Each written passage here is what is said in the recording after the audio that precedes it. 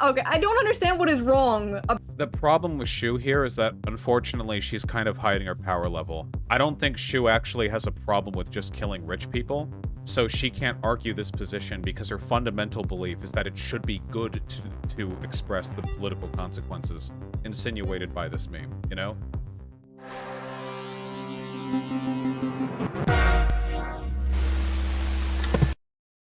I saw a few minutes of this, and I have thoughts. Let's see how much time we can make through it, okay?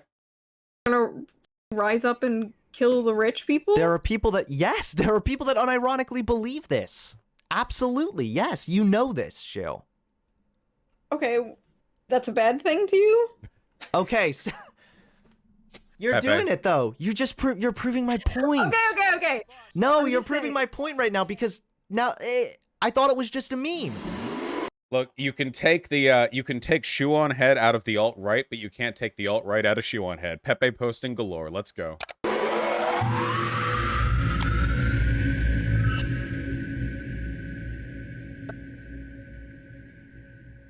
Hello? Howdy, Hello, Hunter. Shoe. How are you? Hi, how are you? How have you been? I am good. I'm here to be the joke police. Oh yes, clearly yes. No, but seriously, what have you been up to? Nothing, just working on my next video. But I was excited for this. I'm not a debater. I'm good at debating, so you're really good. By the way, you're really good at debating. I just need to say, like, you've evolved. That's totally true, by the way.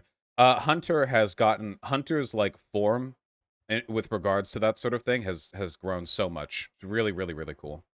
Like a full debate, bro. I was watching like your Mike from PA thing and like a whole bunch of we saw shit. that. Pretty good. Well, hey, I appreciate that. Thank you. Yeah, I don't think that this is going to be like a debate. I'm thinking this is probably going to be much more like a discussion. He's wrong. Yeah. Unless, you know, I gotta, maybe I have to go full debate, bro. Who knows? We'll have to yeah, you could try. Yeah. I mean, it's good practice for me because I've only debated Carolyn Borisenko, and that was like I remember that. Train wreck. Yeah. Yeah, people are getting mad because you don't have the camera on, but sorry guys, it's just a call. Get over it. So let me give a quick rundown just for the audience, and then we'll kind of take it from there. So someone tweeted, meet the revolutionary technology that could help solve the climate crisis with a picture of the guillotine. And then I said, love it when the left advocates for violence while hiding behind the memes. Sounds really familiar. Obviously talking about the like alt-right kind of comparison there. And then you said, dude, we're facing like 10 different crises happening right now. Climate, corona, literally economic inequality is past the Gilded Age, etc. Just let people punch up on Twitter, LOL, Bezos' feelings won't be hurt. Which is probably true. I'm sure Bezos' feelings will not be hurt. Let me move my cam. There you go. But yeah, that's kind of just for the audience, quick rundown of our brief little exchange there. So do you want to elaborate a little bit on your... Okay, so I want to give my intro thoughts on this because I don't want to like piecemeal reveal it over time. So my general approach here is sympathetic to Shoes for this reason. So I want to kind of pull this out in layers. First of all, to be clear, guillotines or any other implied violence won't solve the climate crisis. That's incredibly stupid. The reason why we're in a climate crisis is because our economic systems are designed in such a way to produce a tremendous amount of commodity, you know, and they do so in ways that are destructive to the environment, but simply eliminating the people at the top isn't going to actually fix that. This is one of the problems with like climate change. It's like a car going 120 down the freeway, and you have to like wrest control from the driver, okay? Just shooting the driver doesn't fix anything. Then you crash into the fucking concrete wall and you die, okay? You have to like carefully like get the wheel and like and it's like really complicated, you know?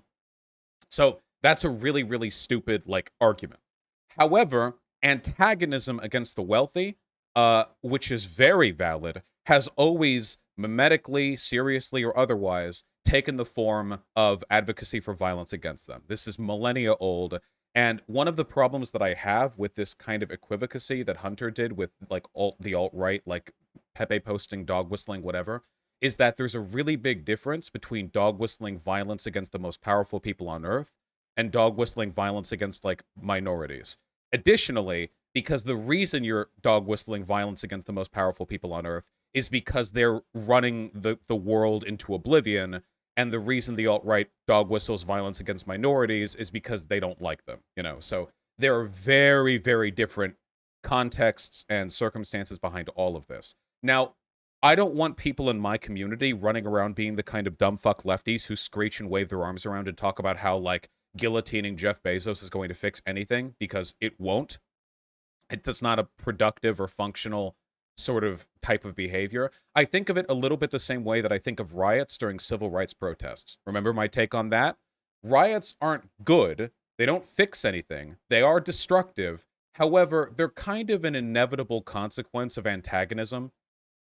In that case, the protests, and in this case, general anti-wealthy antagonism, and to hyperfixate on condemnation of the most pernicious elements of that behavior kind of implicitly pushes back against all of it, so you have to be careful when you do so. I think my criticism of the guillotine rhetoric is responsible because it segments what I think is bad about it and what I think is acceptable about it. And I think that maybe sometimes other criticisms lean a little more centristy. Does that make sense? Hopefully that makes sense, right? That's like my broad approach. From an optics perspective, it does look a little bit bad that, like, comments like this get joke policed a little bit. I don't know. The left has a hard enough time with the edgy memes, so, like, kill the rich, which people have been saying basically as long as people have been wealthy, and it's like, we can't say that. It seems like it's one of the things that moves people over to the left, just a sort of stupid, seething antagonism towards the wealthy. Again, it's not the best way of handling things. The goal would be to move them to a more responsible way of channeling their... I think the language here is complicated. Position? So my position is basically just like, I think jokes like that should be allowed. Obviously, I don't think you want to, like, ban them or anything like that. But right, yeah. I don't think those jokes are optical poison or anything. I actually think it's quite the opposite. I think jokes like that almost are like... Oh, I want to say... Oh, sorry. I forgot to conclude that. While I do sympathize more with Shoe's side of the argument, Hunter wins the debate, based on what I saw. So, to be clear.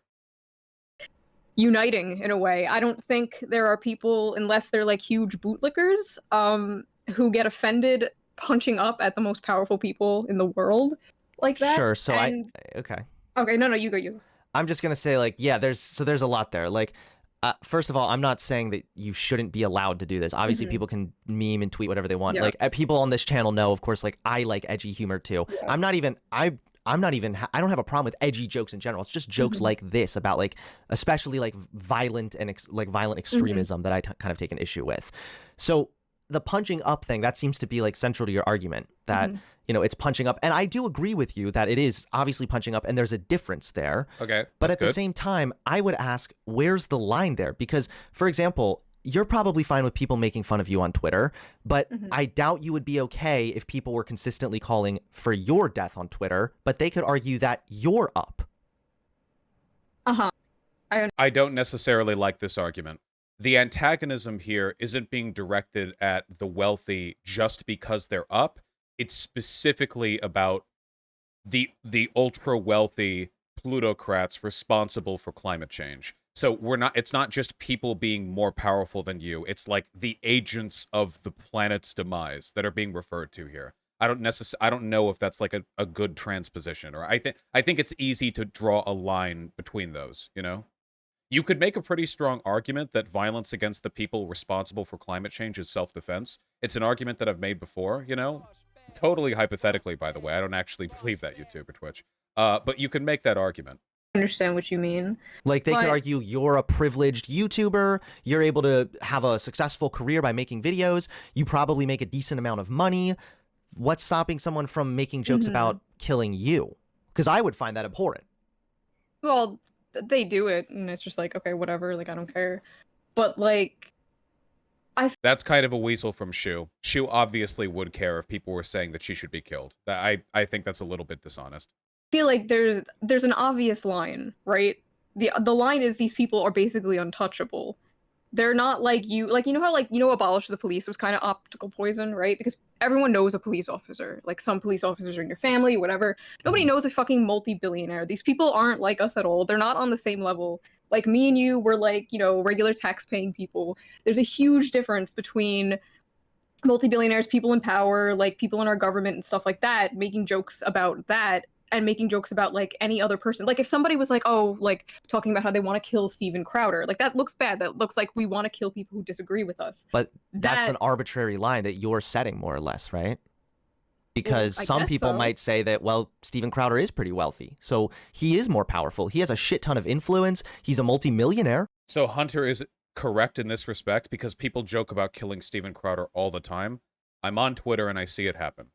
I think the argument here isn't really about whether or not this is acceptable, but rather how do we respond to it? Because as long as there is wealth inequality, there will be people on the bottom who want people on the top dead. Now, I mean, this is like a Twitter joke, so this isn't even like a real, this isn't even like a real expression of immediate and measurable class animus, but I think the question should be, how do we respond to this necessarily? Now, the reason why I'm kind of by default more aligned with Shoe is because I don't like Hunter's response to this. Love it when the left advocates for violence while hiding behind the memes sounds really familiar. This is a both sides argument, fundamentally. This is like a centrist argument. Like the idea, what this is essentially saying is that like all forms of signaling like violent intent are identical, which is absolutely not the case. There are huge differences, and I think this equivocates way too much. Especially since this is saying like hiding behind the memes. I feel like this is pretty clear, right? Like this isn't really dog whistling. If an alt-righter said, meet the anti-degenerate technology that could help solve the Great Replacement, and it was like a gas chamber, like that's not really a dog whistle. That's just a pretty clear signal of intent. So I don't know if anyone's hiding behind anything here. It just seems like a comedic expression of the class animus. Does that make any sense? I'm really trying to be nuanced about this, but I have a feeling that nobody's going to appreciate it, and people are just going to wildly swing back and forth between thinking that I'm defending Hunter unequivocally and defending Shoe unequivocally. Oh, God. Why can't I joke about guillotining him? Okay, I don't know how to... I mean, if I can go on in the other, because I wrote a couple things down here, too. But, like, Steven Crowder isn't, like... Because we have, what, the fucking climate crisis? We have a bunch of CEOs, like, no one knows the ExxonMobil CEO. They're not going to see that tweet. They're not going to be offended. Like... It's not about offending. Like... So I think this is another like extension of the disagreement is it's not so much just about who's going to be offended. I don't care who's offended. I don't care if a billionaire sees this and gets offended. I don't give a shit about that. I offend people all day, every day for my job. Like I don't care if people are offended. I'm more worried about the way that these memes... Way it looks? No. I mean, optics, we can talk about that too, but I'm more worried about memes that can lead to normalization of radicalization and violence even. Slope of... No, not the slippery slope, as I know what you mean. We've seen this happen in the past. So like the alt-right, for example, that's why I made this comparison. They began as a fringe minority on... So this is the equivalence that I don't like, though. And this is just going to be a disagreement between Hunter and I. I'm not a liberal. I like people being radicalized to the far left. Now, ideally, a radicalized advocate for the far left would be intelligent enough to understand that mindless calls for violence towards the wealthy don't fix anything and are largely a LARPy virtue signal. But class animus does pull people over to the left overwhelmingly. So I'm not against the radicalization. My goal would just be to find ways to channel it. I thought you hated tankies. Tankies aren't on the left. Hey, hold on. Tankies don't want to kill billionaires. That's like 400 or 500 Chinese people, okay? Calm down. 4chan, irrelevant, not powerful, no influence, and they were able to push their extremist and violent ideas into the mainstream by using memes. It sounds funny. I know, like, I mean, if we want to talk about optics, this is putting me in a position where I kind of look like the joke police here. That's true. I know you're not being the joke police. I get that, but I also wanted to... Well, he is, but he admits it, and that's fine. If he can acknowledge that, that's fine. Okay, that's a defensible position if you know what you are. Lastly, just read you this very briefly. This comes from Security Management, a publication of Advancing Security Worldwide. I can send you this study if you'd like. How memes and internet irony are hijacked for radicalization. And this is talking about the alt-right, but I'd like to just read this to you and just kind of ask you and the audience to think, is it possible that this could apply to these kind of memes as well? It says, the report, which analyzed memes and visual culture on 12 Chan sites from March 2020 through June 2020, found that memes are deployed to promote extremist narratives under the guise of pop cultural aesthetics, humor, and irony, thus lowering the barrier for participation. This attracts a So this is completely true, by the way. And what Hunter is saying here is, again, 100% true. Stuff like that guillotine joke do radicalize people to the left. Again, I think there's a pretty big difference between being alt-right and being radical left, but what he's saying here is correct, of course. This is how online radicalization takes place. It's just a matter of whether you don't want it to happen at all, or you want it to happen responsibly, or if you don't really care how it's happening. The younger generation of digital natives who may be initially drawn in by the visual culture and community component of message boards, and then slowly become more tolerant of radical and extreme ideologies. So that would be far more my concern. That joke in particular that we fought about, it's structured like a TV ad, like it's simple and funny. Here's one simple trick to get rid of it. So the message that joke is sending isn't so much we gotta kill the people, it's pointing out that the crisis we're in is started by just a few people. Like, that's the joke. The joke is all this would take to end this is just like these people just fucking stop. I guess. So this is the problem. That's, of course, not true. It's a systemic thing. So yeah, this would be an element of like the bad interpretation of the joke. Now, mind you, I think this joke is funny because it's, again, it kind of seems like a TV ad, but to me, it's just an expression of general class animus more so than it is like a policy prescription. And I know how a lot of people could see this and be motivated to like sort of a bad critical analysis, if that makes sense. You know what I mean? And I am myself a patron of edgy jokes, so. That's why it's a joke, because that's also not true at all. Yeah, like, Hunter's correct here. Like, if we were to kill Bezos, that wouldn't do anything to help the climate crisis. Or ExxonMobil people. Yeah. But also, I kind of take issue a little bit with you adding this, like, nuance that just doesn't appear to be there. Like, it is about killing people. Like, it's a picture of a guillotine. That's from the French Revolution. So the meme is spreading class consciousness, if anything. It's spreading, like, awareness to people. Like, you know, this is the big issue. It's all these people in charge of the world, of the country. But that's it's not, the meme. But see, I would, okay. It's, so, Shoe's half on the money here. Though I would say class antagonism or class enemy or class, you know, warfare more so than class consciousness, but it is both, and you have to acknowledge that. It is true that this is also a general symbol of class antagonism. That is true. It's not, this is not, anybody who believes that this meme is exclusively a joke about killing rich people is engaging in bad media analysis. However, it is partially that. It is at least 50% that. So you have to acknowledge that, I think. Shoe seems really nervous, TBH. Well, Shoe's just not good at debate. So I imagine that, well, I mean, we'll see, right? I guess, again, if we want to say that it's a joke because it's just a joke and it's not meant to be thought of seriously, then fine. But, like, I would take disagreement with that because it might be these top CEOs that are playing a huge role in the carbon emissions, sure, but, like, they're not just doing that for fun. There's also a demand for it. It's an entire system that's broken, you could argue. And I don't think that just killing billionaires would fix anything. That's true. You know that thing they say, the top 100 companies are responsible for 70% of climate emissions? A lot of people seem to believe those climate emissions are being done for fun. Like, the top 100 companies are just, like, for funsies. They just have some, like, giant coal burners. They're producing those... They're producing those carbon emissions, upholding the world economy. Not to say that that doesn't mean they're responsible or that there shouldn't be more regulation or carbon taxes or whatever, but, like, a lot of people seem to believe that, like, they're doing it for funsies. It's the whole system that's built around the consumption of you know, greenhouse gas producing fuel. No, I'm not putting blame on consumers for Verilife. I'm just saying that they're not doing it for funsies. The system is responsible here. It's not like all of these companies are run by evil CEOs who do their regular economic stuff, but then on their, like, free time, they, like, light tire yards on fire, you know? That's not to say they're not bad. They are. I'm just saying that it's more to it than, like, a guy being bad, you know? If we were to kill Bezos, someone else would just take the place. No, I know. I don't think that either, but I'm just saying, like, they do burn the rhetoric that they're spreading it's not the same as the alt-right thing you're talking about. So, like, with the alt-right, I hate the punching up and punching down because I'm fine with both kind of jokes, right? So the alt-right will do, like, racist and sexist jokes and whatever. And that's, like, an identity thing. That's, like, you know, let's say they make a joke about women or something. Like, we all do that, right? Mm-hmm.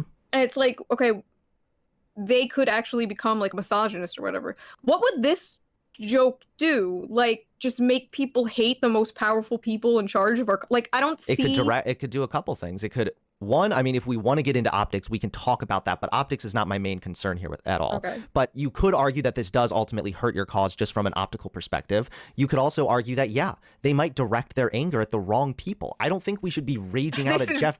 The optics thing I'm 50-50 on, because honest to God, in an era of unprecedented income inequality, I think class antagonistic stuff like this is honestly a lot more popular than people think it is, you know? I don't even think conservatives argue against memes this much. It seems like right now in America, most people despise the rich. Like, that's a common point. And usually the people who defend the wealthy right now seem to be like neocons and neoliberals, you know? Like the kind of people who are really invested in their 401k portfolio. Like that seems to be the group I see angry about this stuff the most often. That's not to say there aren't potentially like negative optical elements to this, only that, yeah, I don't know. Yeah, I don't know. It could go either way. Bezos, I think you could. This is absolutely the right people we need to be directing our anger to. Okay, but like, then but the last thing I would say also about what the alt-right is, with like punching up, punching down, again, there is a difference there, yes, and I'm not saying that they're exactly identical. However, even if we want to look at it from a historical lens, like the French Revolution, right, that began with quote-unquote punching up. It was the peasants fighting against the monarchs, if I'm not mistaken, but then that led to over 17,000 people being massacred, including other peasants that just weren't on board with this revolutionary mindset. So the idea— That's true, though I don't know if that was necessarily just because of hyperbolic class antagonism. There were a few other things going on back there, you know? The idea that, like, oh, it's harmless just because it's punching up, history disagrees with you. Okay, well, the French Revolution didn't start with memes, but I know what you mean. I just don't see the harm in things like this at all. Like, okay, Trevor Moore, who literally just passed away a few weeks ago, one of his greatest sketches is, like, I think the song's called "It's Time for Guillotines," right? Like, it's a good sketch and it's a good song, right? Like, are you gonna be like, oh, excuse me, Trevor Moore, this is a little optical, this is bad? Like, these are the most easiest jokes. This is like baby's first political humor, right? But I would disagree with that. But why? That shouldn't be. That, I mean, yeah, this is why I have to line against Hunter with this one. Unfortunately, see, this is okay. I'm just gonna say this once, and then, because I think most of the arguments Shoe makes here are bad, but I need to make this clear, okay? This is a very common liberal mindset, okay? It's the idea that the only kind of violence is direct interpersonal violence, and the systemic violence doesn't exist. Antagonism against the upper class can sometimes lead to bad, negative externalities or consequences, or even stochastic terror. However, the consequence of our current class system and the inequality within it kills literally tens of thousands of people every year. You could make an argument, like, what if you could do the math in it? Say you could propagate a bunch of anti-rich memes. That would lead to, like, a couple of horrible, regrettable incidents where wealthy people were killed by lunatics who took them too seriously. But the class antagonism produced by those memes end up leading to public support for a bill that leads to better healthcare, thus saving tens of thousands of lives every single year. Now, this is obviously an incredibly simplistic and reductive sort of assessment of the situation. But the argument that a lot of socialists make is that the current system right now and its preservation are violence. That there's violence happening right now, second by second, minute by minute, hour by hour, every day, every year, all the time, in degrees and extents almost incomprehensible to us as individuals. And that so often pushing back against that violence is decried because comparatively insignificant violence is produced as a product of that pushback. This is what people said about, like, the riots and the protests of the civil rights movement, that what peace could be worth this when the cities burned and the police fought with the protesters. Well, in reality, it did end up being worth it, and Black Lives Matter ended up leading to people dying. But I would say Black Lives Matter was still defensible. In any instance where action against an unjust system leads to harm, you must weigh that against the potential for real systemic change. And that's something that I often feel as though people don't take into account. It's exclusively an analysis of the minutia, of the granular, of the interpersonal. Now, that's not to say any violence ever is justified because it might lead to something good. It's just a complicated equation. And I'm thinking about it, like, how many major civil rights movements or social reformations were ever fought for without, not just without blood, but without, like, severe antagonism against the oppressor, you know? It seems to me like this is a pretty historically consistent component of any push for a better world, and the goal should be not to say that, like, Trevor Moore's Guillotine song is bad, but rather to find ways to channel this inevitable component of class antagonism in the most effective and moral way possible. Vaush, so basically the ends justify the means? As a consequentialist, yes, that is always how I assess these things. Does that make sense to everyone? You understand where I'm coming from here, right? I'm just saying, it's a big equation. Sometimes you have to step back from the whiteboard and see all the numbers, you know? Now, again, that doesn't mean everything is defensible, and I know that because I do know a lot of lefties who take shit like this seriously, and you have to push back against that too. It's just complicated. I mean, you need to explain to me why you think that it's not harmful if we saw the same thing happen with the alt-right. If we are able to see something as harmless, like, remember Pepe the Frog? Like, all these harmless sort of ideas that, like, that allowed the alt-right to actually sneak their extremist ideology into the mainstream. You actually believe the Pepe the Frog thing? No, I'm using that as an example of how they were able, like, it's a known fact on how the alt-right was able to use meme culture for their benefit. So how about we be funny? So maybe we should be funny for the right reasons. But don't you realize that jokes allowed on the left, guys? That's not what I'm saying. That is. But I'm just like, what do you want? Like, I don't understand. I'm trying to explain why this. Hold on, Vaush. Lauren Southern could have said this in response to people calling her a stochastic terrorist. Yeah. Hey guys, the stochastic terrorism I inspired is justified because it's pushing people towards an ethno-state, so it's all worth it. What? No, it couldn't have.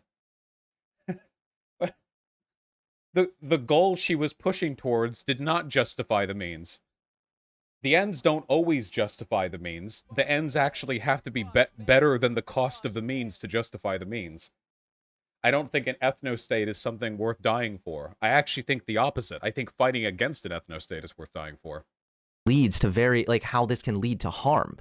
The thing that this could ultimately lead to could be someone taking out actual violent action against, I don't know, a wealthy person. Maybe they're thinking it's punching up. Like, I don't know. Like, how would you feel if something happened here?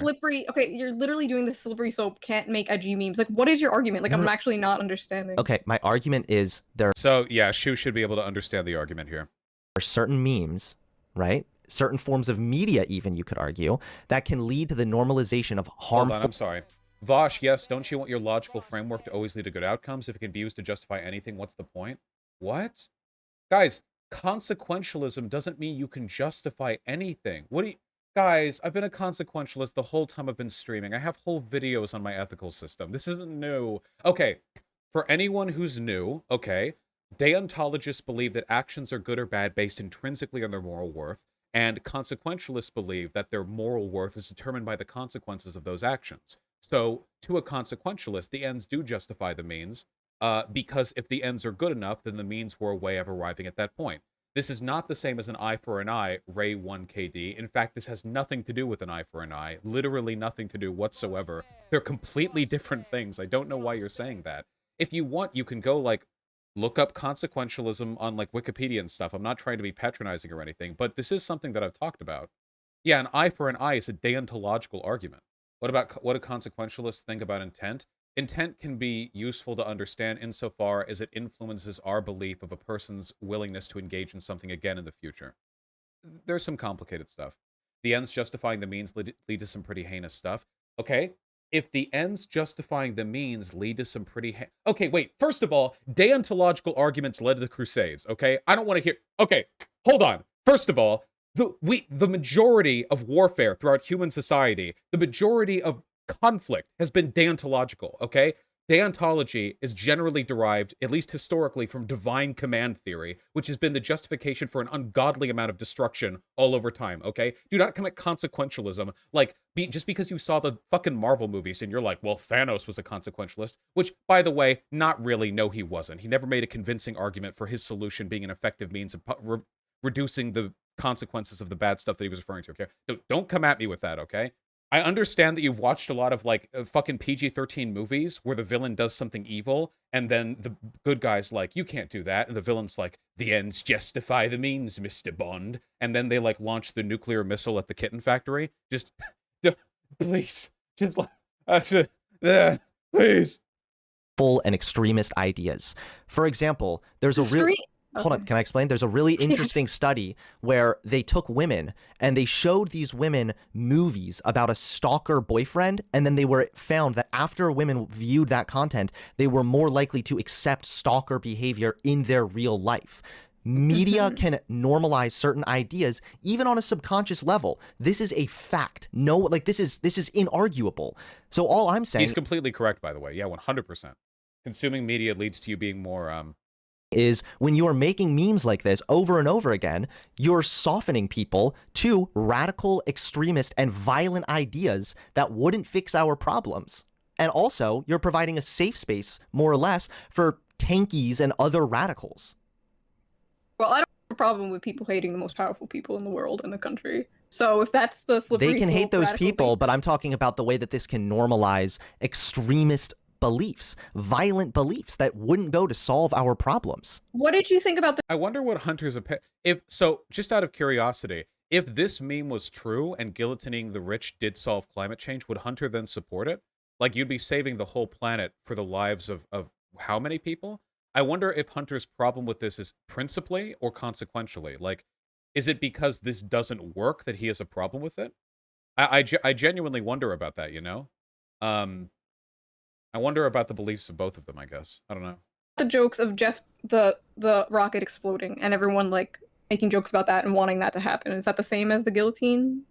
I mean, I'm not a fan of advocating for violence. I think that ultimately it just hurts your cause. Okay, Bezos rockets... Joking about Bezos's rocket exploding isn't a call for violence, though.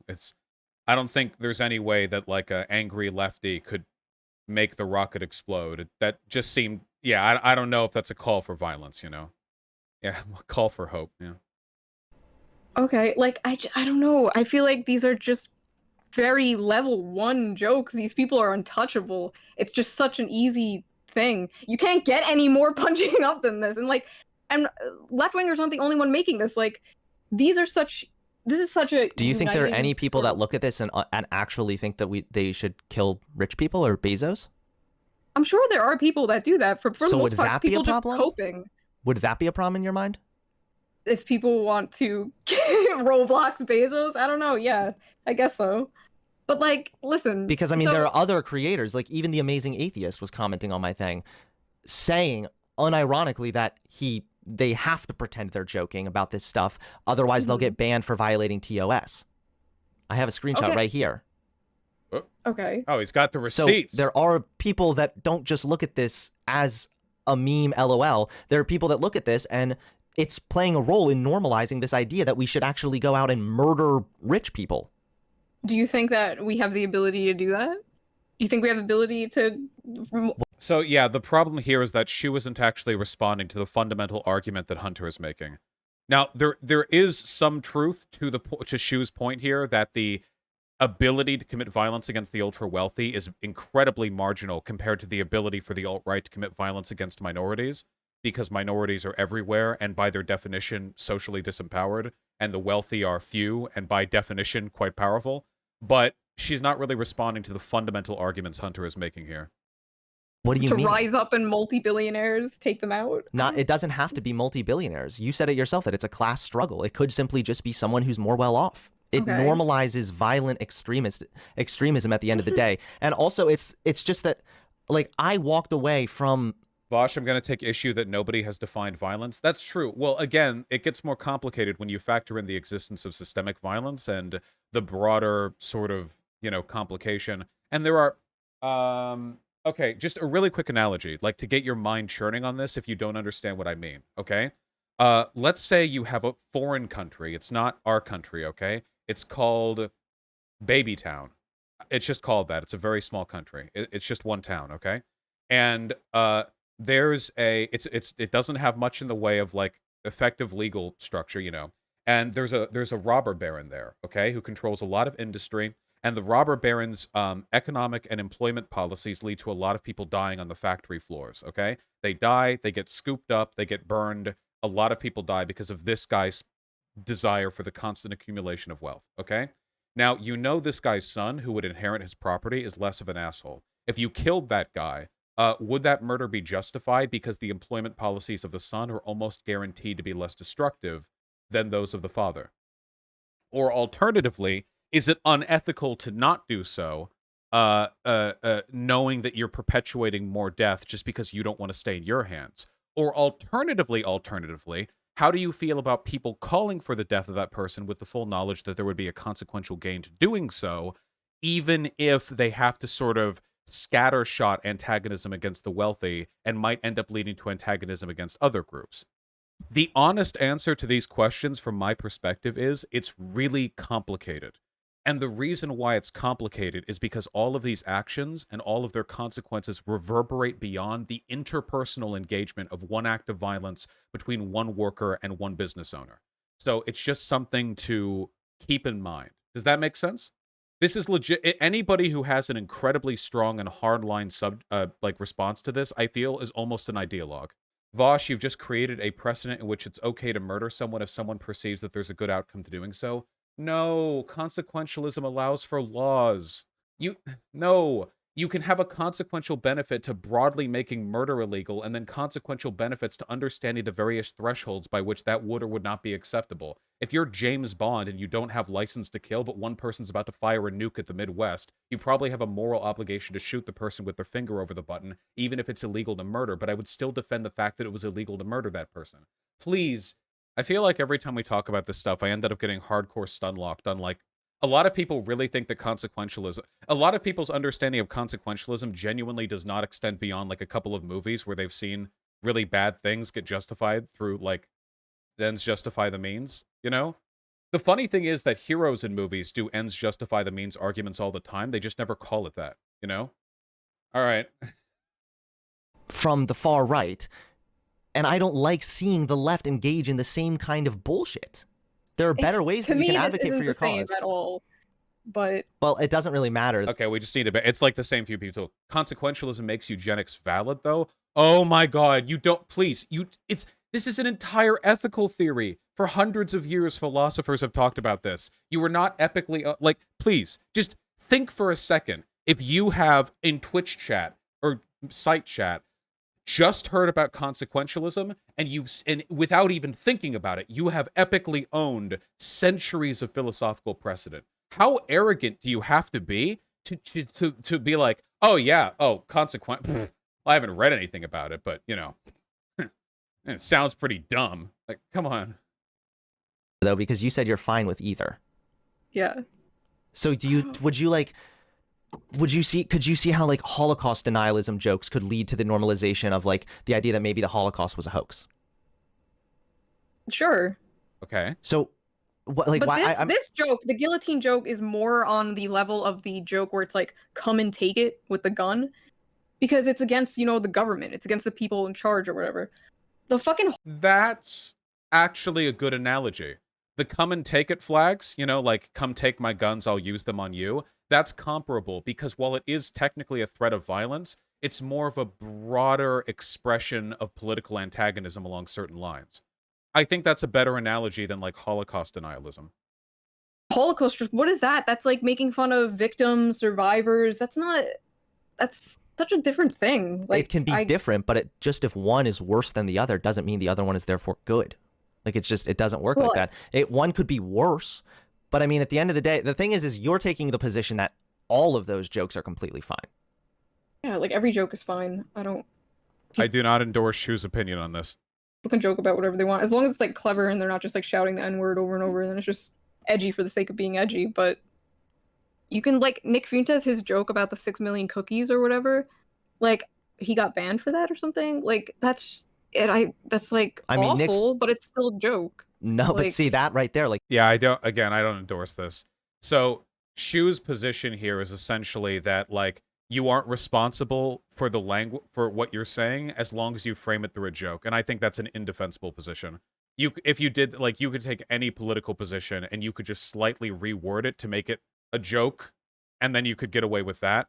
But also, I think Shoe is of the opinion that there should be, like, no website TOS or anything. Vaush, if you're a consequentialist, wouldn't you agree that all jokes are okay if the result of the good is a net good? Oh my god. Just go to, what is it, stanford.plato.edu or something? The Plato Library, what is it called? Please just look up consequentialism. I can't do this anymore, okay? Please. Like Nick Fuentes himself has already admitted publicly that you have to hide behind irony. Yeah. Like, so you're giving arguments though that are like defeating your own point. You're giving me You're giving me arguments of people that are actually giving different things. There's such different things. No, you're giving me giving me examples of people actually pushing forward radical ideas under the guise of it's just a meme, it's just a joke, bro. Okay, but what is wrong with? Okay, I don't understand what is wrong. The problem with Shoe here is that, unfortunately, she's kind of hiding her power level. I don't think Shoe actually has a problem with just killing rich people, so she can't argue this position because her fundamental belief is that it should be good to express the political consequences insinuated by this meme, you know? About, like, joking about killing the most powerful people in the country. I told you why. Because it can normalize violent extremism, and also like towards people who aren't the most powerful people in the country. Like it doesn't. That's what would you be like? Yeah. So what if they're more powerful? Again, you also Shoe is expressing a fundamental inconsistency here. On one hand, she said that she's okay with all jokes, punching up or punching down, but she's making the argument that this is justifiable because it's a joke that punches up, which is a little bit odd, you know?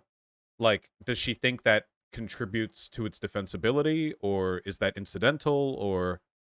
We want to look at the French Revolution and how that began. That began with punching up, and it eventually led to so much, like 17,000 people getting killed. The people want to punch. They're either going to punch down or they're going to punch up. So I'd rather them punch up. There is a truth to this. While highly reductive, there is a truth to that. That in times of social antagonism, people do tend to direct their antagonism somewhere, and you guys have probably noticed this, America is split pretty hard between people who hate the rich and people who hate, like, black people, you know?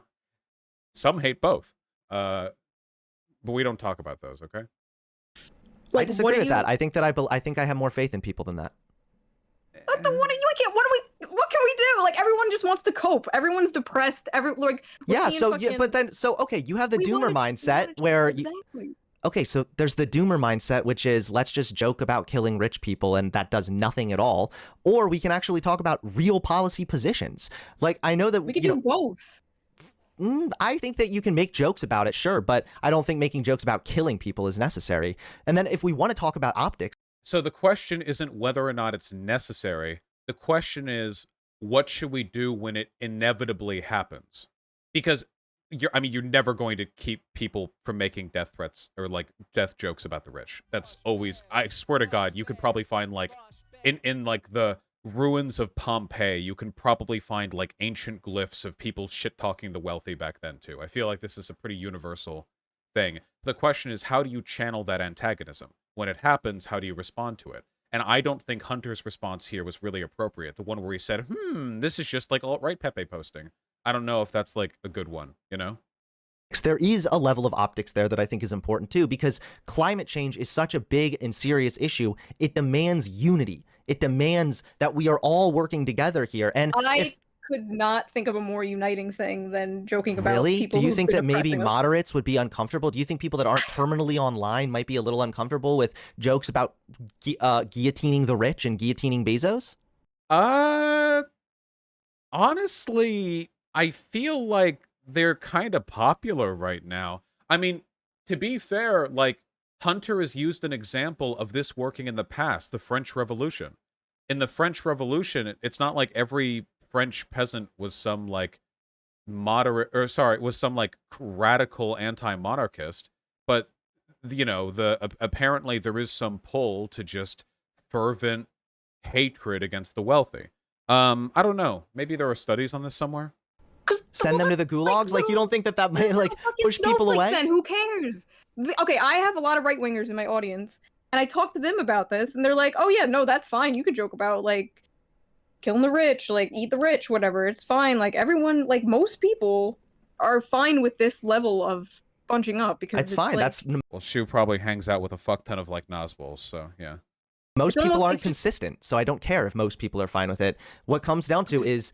if you're on the left, do not become a different version of a human from people on the right. This worked on the alt-right. It worked before in pushing forward extremist ideas into the mainstream under the guise of irony and humor, and gives people this plausible deniability. But the right's extremism is like, this is a straw man, obviously, but like, you know, kill black people or whatever. And the left's extremism is kill the most powerful fucking people in charge of the country. I'm not saying they're identical. I'm not saying they're identical. But then why are you worried about left extremism? So Hunter has to acknowledge that not only are they not identical, they are like opposite. You do have to acknowledge that. It's not like, oh yeah, one's a little better than the other. These are radically different kinds of extremism and antagonism. You know, that is important to keep in mind. I feel like Hunter doesn't want to say they're the same, but doesn't want to like pull them apart too far, you know, but you do have to be clear about that. You know what I mean? Like, I'm not wait, you said it yourself. I can be worried about both.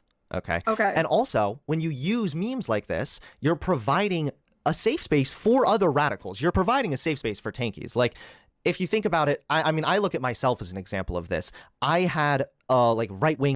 I don't know. I don't think this is the right use of the term tankies, because, I mean, I don't think that tankies are the loudest, like, anti-rich group necessarily. It just seems like a general left thing. Why are you afraid to say yes to these easy questions about consequentialism? I answered like 6 of them. And also, it's the same 3 people typing in all caps in chat. And also, some of these questions are so misinformed and so fucking obvious, you should probably just, like, Google them. Like, why is your understanding of consequentialism being hinged right now on... We're not even talking about that. We're talking about this. Like, just go learn about it for a second. It's like a whole philosophical theory. It's like a whole ethical, normative framework. It's good to learn about this stuff, you know? You don't have to agree with it. I believe in it. If you don't, that's fine. We probably have the same axiomatic values anyway, more or less, so we'd probably end up agreeing on most stuff. Channel. I was never alt-right. I was never a fucking neo-Nazi, but I think that alt-righters and neo-Nazis felt really comfortable in my audience, and I don't want to cultivate an audience like that. Based? I don't think that I don't want authoritarianism. I don't want extremism cultivated in audiences. I don't think this is extremism, though. This is like, again, this is basic humor. Like, this is like, I don't know what else to compare it to. Again, it's almost like the come and take it jokes. Like, it's just a level of punching up that doesn't have really a comparison. I think I do agree with Shoe, though, that, like, jokes about, like, guillotining the rich... I could be wrong on this. I don't know if I'd necessarily call the jokes themselves an indication of extremism. Maybe the joke is about an extreme approach, but the jokes themselves, I've seen them be appreciated in fairly moderate circles, unless I massively, like, misread it. The implication of the joke is an extreme one, but it's abstracted through general political animus, and it seems like it's enjoyed by people who aren't extremists, you know? And with the right. I just don't know if you can really appeal to that comparison when you're okay with either, so it doesn't really matter in your mind. Because I'm just okay with jokes in general. I'm fine with them. Okay, I mean, that just is ignoring the reality and the way that media what's can your normalize. Conclusion, though? What's the conclusion to this? My conclusion is let's take a break from making jokes about murdering people and then giving ourselves this plausible deniability and saying, "Oh, it's just a joke, bruh." And instead, actually, yeah, we're at like the peak of like just this empire crumbling, right? This is like Rome is about to fall. I think people can joke about this shit, like, especially right now. My audience, again, with right-wingers and left-wingers, uniting with, like, Jeff Bezos, oh, I hope his rocket explodes, is fucking hilarious. And I'm fine with it. And I think that... I don't know, you can, just if you're uniting on certain guises, I think that could be in really dangerous territory. So there is an underlying crumb of truth to this, but I don't think Shoe is ethically grounded enough to be able to make the argument. The idea that Shoe is making is that, yes, memes like this do push people a bit towards extremism. However, that's fine because things are in such a bad situation that we need as many people as possible united behind these ideas. Shoe's essentially making the argument. I think the implicit argument that Shoe is making is that while there are negative consequences to this, they're superseded by the positive consequences of uniting people around antagonism against the wealthy in a time of unprecedented wealth inequality. Wouldn't Nazis just say Jews are the most powerful people in the world? Guys, consequentialism doesn't mean you can just make any claim and then be correct, okay? Yeah, and there are crazy people who think that, like, lizards run the world, but that wouldn't make it good for them to run around killing everyone who they thought was like, that's not how it works. We all believe in self-defense, right? Does that mean that you think it's okay to kill anyone who looks at you funny if you sincerely believe that it's self-defense? No, perception is not the only metric by which we determine the validity of action. We also have to go by general social standards, and consequentialism factors that in. You could argue that you could unite with the far right on certain aspects. You want to no, if you want to talk about killing the rich people, well, the right believes that well, not the right, sorry, let me clarify. The alt-right, the far-right neo-Nazis, they tend to believe that the very rich are Jewish people. You might be able to find an agreement right there. Just if there's an agreement doesn't mean that it's a good thing. No, that's fair. I just think that we should, for me, it's you got to understand too, my goal at the end of the day is to pull people away from extremism. I don't want people to... No, he's right. He's pointing out that just agreeing over hating rich people doesn't mean that you're going to agree on, like, effective and pragmatic ways of dealing with it. That is true. There are tons of alt-righters who hate Bezos because they think he's like a Jew or something, you know? That is completely true. To be extreme left or extreme right. I want people to be rational centrists, enlightened centrists, that's right. And I think that just using jokes like this and humor like this, not only does it push people away, it's just kind of unfortunate because it seems really inconsistent. We like the right talks so much about the way that the alt-right was using memes and everything else, and then now they're doing the exact same thing. Well, I don't like this argument because the issue wasn't the issue with that behavior wasn't the memes and the dog whistling. The issue is what the memes and the dog whistling were leading to. I don't have a problem with memes and dog whistling on their own, though dog whistling tends to be kind of inherently dishonest, so I think that its implementation should always be handled really, really carefully. The problem is what it's leading to. Like, if the alt-right was people who really, really liked hats, and they would post memes about how non-hat wearers are dumb, and dog whistle that hat wearers are based. Like, I don't care. It's what it leads to. I mean, using edgy and funny memes, I think they're I like using edgy and funny memes too, but we're not talking about just edgy and funny memes. We're talking about edgy and funny memes that are specifically violent in nature and normalize and soften the idea of violence towards individuals. Okay, I honestly don't know how to argue this. It's just like I'm fine with these jokes, and I think I think Shoe just hasn't thought about this enough to understand the way that Hunter's approaching this. There have been a few points where Hunter has missed Shoe's point, I think, but overall, I think Hunter's making a strong case for the position that he's arguing. I think, if anything, they're more like you say. You don't want people uniting over this, but I think it's fucking cool. And I didn't say that either. It's fine if people we all hate the same people. I don't know. So basically, like, I have some studies here and some pretty solid historical and empirical evidence to support my claim, but I feel like your claim is just you like memes and that's it. No, Hunter's argument here is good because it can't get taken to level 2. Hunter's argument is that stuff like this normalizes violence, which is objectively the case. Even though it's hard to commit violence directly against the uber wealthy, the fact of the matter is, just basic media analysis, yes, it does lead to people being radicalized to violence. But Shoe can't acknowledge that and then make an argument for why that's better or worse. She kind of shuffles between saying it doesn't really have an effect because it's all just jokes, and then saying, well, it doesn't matter because we're in a time of unprecedented economic inequality. I think Hunter would actually be able to make a stronger argument if Shoe could, like, decide in a point. Does that make sense? That's it. Yeah. I mean, like, what else could you say, though? Like, again, this is baby's first joke. Okay. Who cares? All right. I'm trying to think what else I wanted to say, though. It's like, again, people just want to punch up.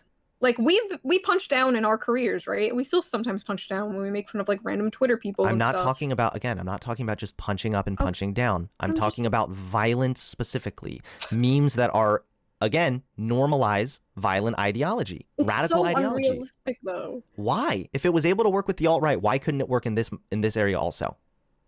What, we're gonna fucking rise up and kill the rich people? There are people that, yes, there are people that unironically believe this. Absolutely, yes, you know this, Shoe. Okay. See, again, okay, wait, hold on. That's a bad thing to you? Yeah, Shoe already wasn't doing good in the argument here, but this might as well just be a concession. Okay, so you're doing it though. You're proving my point. Okay.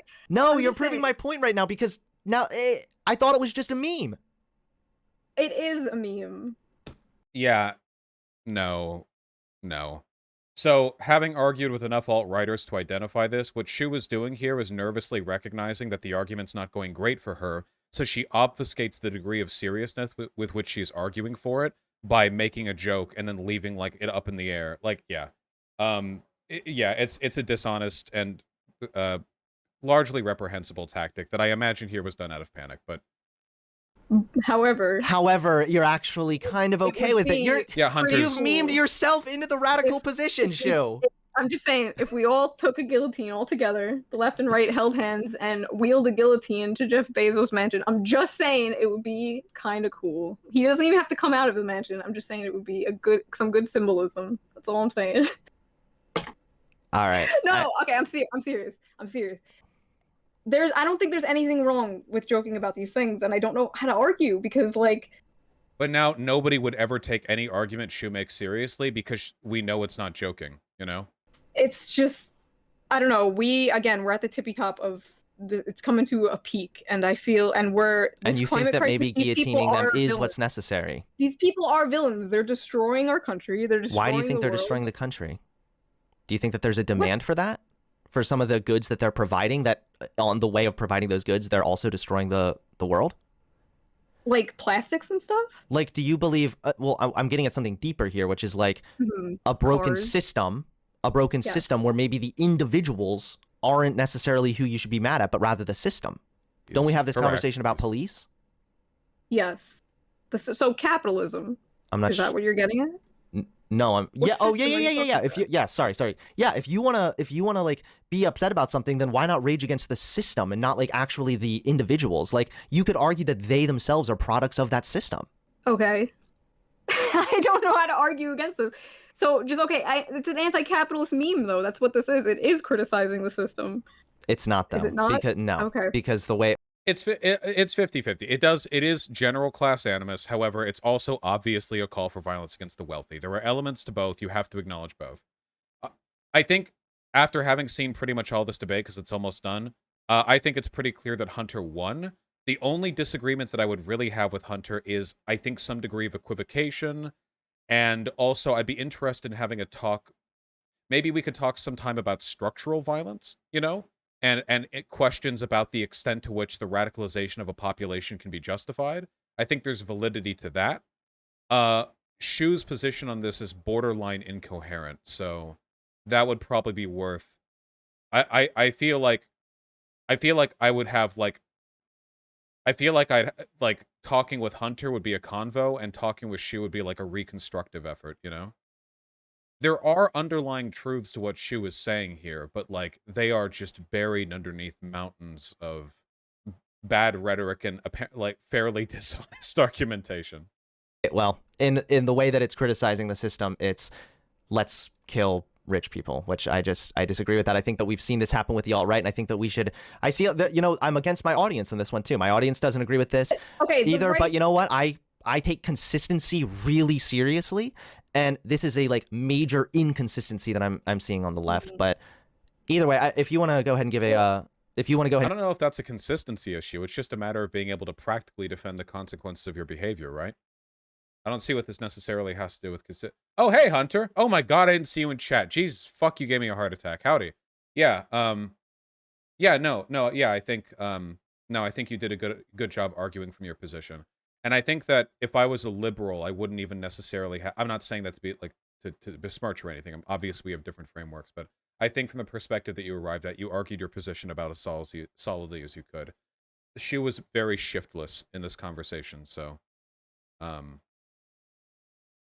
it can be sometimes difficult to know what to target.